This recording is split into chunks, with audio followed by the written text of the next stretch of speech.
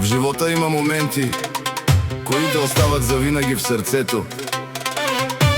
Мама Шанел и татко Ферди с много обич, грижа и безкрайна любов отгледаха своята дъщеря Назар.